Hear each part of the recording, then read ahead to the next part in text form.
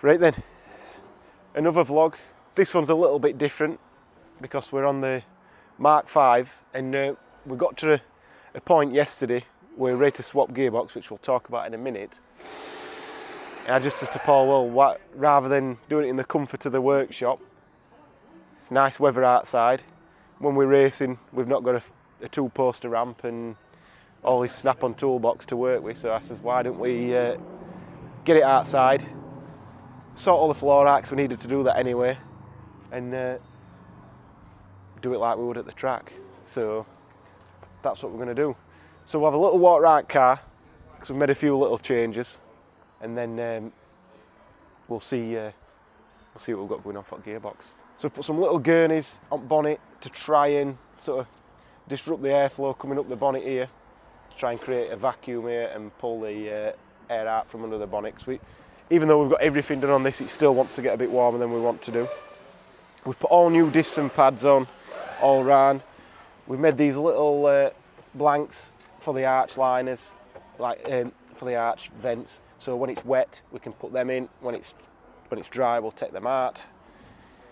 We've put 310mm vented rear brakes, which I didn't really want to do that, but we were at the point where the rear wheel bearings all wanted to sort of start getting a little bit of play in them and start wearing out after we'd done sort of 2 or 3 hard track days, which a lot of people saying, well, we don't have that same problem. And the only thing we can think, they must be running better brake cooling. So the vented rears should help, and we've got some ducting going to them as well. What else have we done? That's ready for in a minute. Yeah, I don't think we've really done much else. We've got loads of little bits of stuff to do underneath still. We've finally put an under tray underneath, which is going to give us a bit of grief when we're taking this gearbox out, because it's a factory under tray but not fitted in a factory way because we've got no sides on. But yeah, we've got the battery charger, keeping the Odyssey battery charged because they like to lose the charge all the time. Oh, that's what we did do. We drilled some holes in rear bumper as well, just to let all the pressure out there. I think the only thing that we've not got on here that we could do doing something with is a rear diffuser, but talked to a guy I know who works at Red Bull, and he don't think there's any point doing out on this unless we can have a flat floor, which in the track day championship we can't, so a bit pointless really. Onto the gearbox, what we've got going on. So this is pretty much externally looks exactly the same as the one that's in, don't trip over Danny. So we've got the input shaft pilot bearing mod that we do. We've got the racing custom parts strengthening mod, which goes all the way through. I'll try to tip this off because it's not ideal. Oh, it's gone. You can see it on the other side here. That goes all the way around. It's a really snug fit on the end casing, so that should hold all the casing together and stop it coming apart. Now this says KRM on the casing. It's got the 4th gear support on the front as well, the same. This says KRM, but inside this gearbox it's basically a Cupra GUC. It's got the Cupra 1st and 2nd and the final drive and the shafts. So that's an O2M gearbox. But then the other 4 gears are custom made and really short. So I think on the limiter in 6th gear, this will probably only be doing about 135 versus like 165 or whatever with the standard Cupra ratios. So it should make a decent difference to acceleration. We're going to be using the gears a bit more. And the main thing that we wanted to try and do from experience on the road as well as on the track, you want to stay out of 4th gear as much as you can. Some cameras are going off in the background, hopefully none that we need. So yeah, we're trying to stay out of 4th gear really. You want to be using 4th gear, 3rd, 4th into 5th and staying 5th or 6th rather than staying in 4th, because 4th is the weakest gear. Not tons stronger in 5th and 6th, but 4th is the weak point. So that's what we're trying to achieve with what we're doing here. So the gearbox that's in there has just got the standard, I think it's KRM ratios in that, or I can't remember now. We've changed gearbox that many times. We'll see when it comes out. But basically that gearbox is working fine. We haven't had any problems with it. It's still got the SQS plate diffing the same as this, and we're just going to keep that as a spare. and we wanted to test this one. So might as well swap it. That's just going to go on the trolley, which we'll talk about them in another video. All the van trolleys that we've got. Obviously, these are the toolboxes, which still need a little bit of organisation, but we'll get there. So, and the only other thing, that when this is in, once we've got it slapped in the car, we're going to put some of this Castrol Syntax limited slip, which we sell this on the website. This is 75 140, so it's going to stay quite thick even when it's getting warm.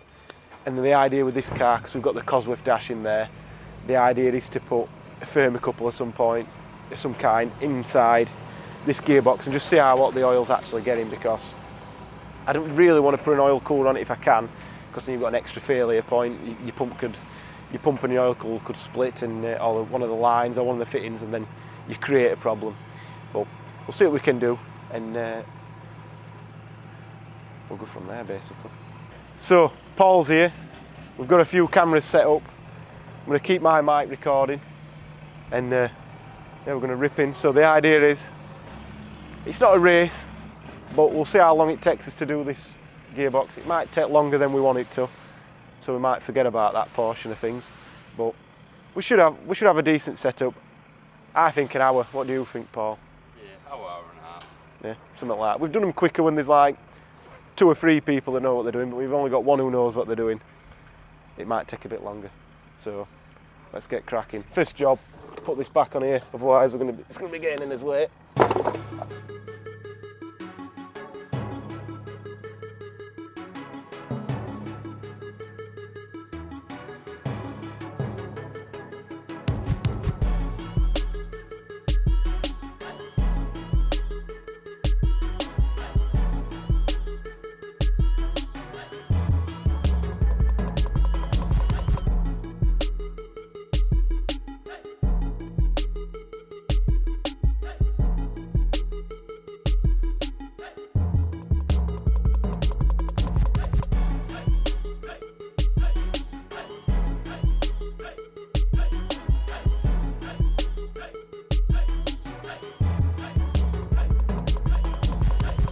So we're not far off, ready to start dropping that out now.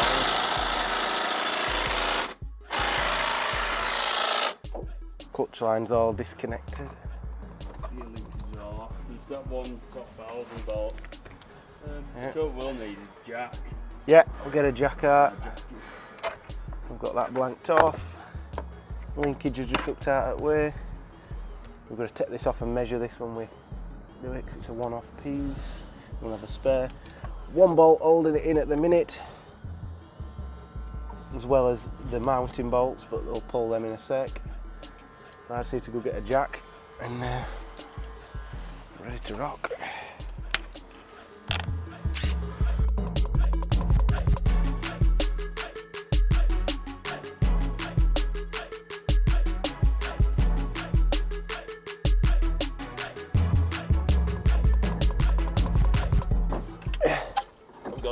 You got it.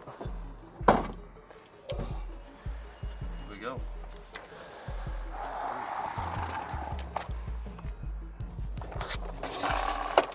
Shift that out of the way and get this in.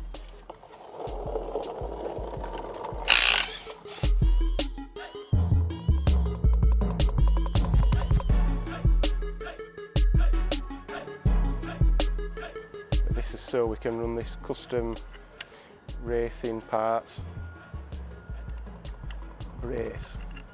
We need it to stop it touching flywheel, so we're using an O2M flywheel with the O2Q bell housing, which is, as we've just measured, there's 2 or 3 mil difference in stack height, which clears that brace just enough. You could probably make brace clear it, but it'd be too thin and not be offering enough strength, so that's why we've done that. People are wondering. Yeah. Ready to go, so we'll shift old gearbox that way. Do you want to just grab that so it doesn't fall over a sec? I'll put that here. So we're going to try and get that into there, and that little spigot ring, that little shaft at the end of there ain't going to help us. So we'll probably leave the camera out that way, because there'll be a lot of swearing going on. Let's see.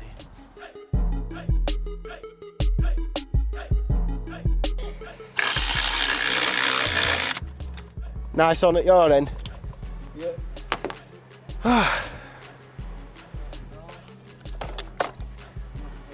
So it's in, not one curse word used, Paul. No. We should be proud of ourselves. That isn't a beat there. Yeah, we've got room for activities.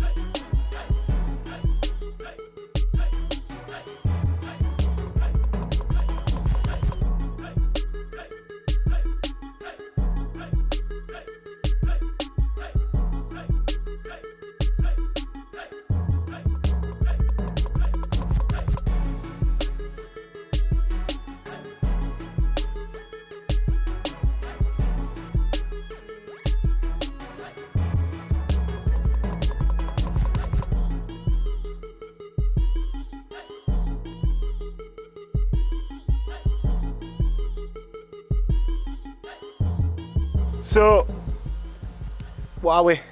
An hour and 10, an hour and 15 minutes, ready to fire up. Just make sure it goes in every gear, and then it's just a case of put wheel and bonnet bumper back on.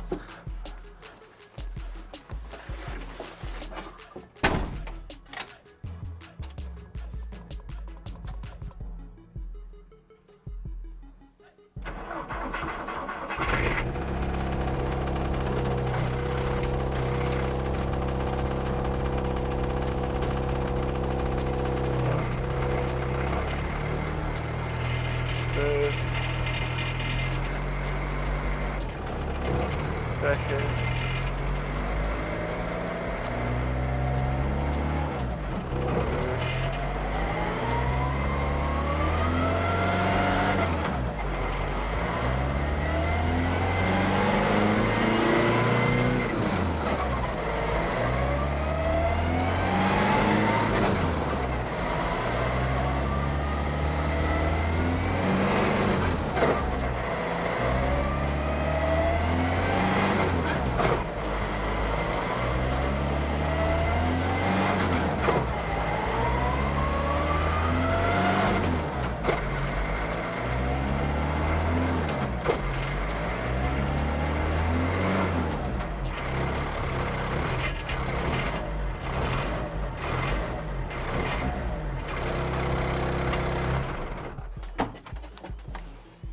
So I think that was successful.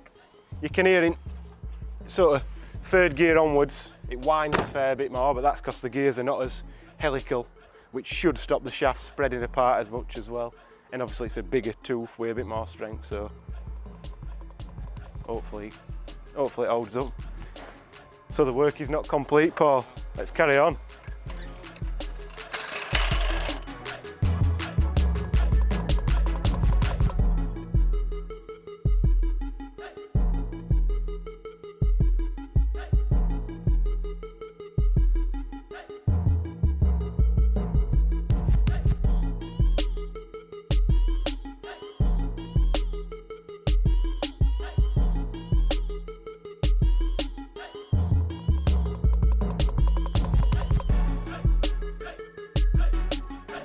So we're finally there.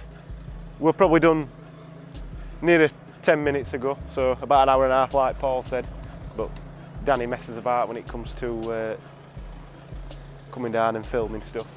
So it's done. The only thing we've got left to do really is go for a run in it, and then we need to just put a little bit more oil in, because I could only get 2 litres and it should have like probably nearer to 2.5 in, something like that. So we'll try and get that sorted before we go too far in it, but run it through gears, wind a little bit, but that's obviously because it's less angle on the gears, less helical. So I think we'll while Paul's finishing tidying up, we'll fire it up and go for a little drive just up and down industrial estate, innit?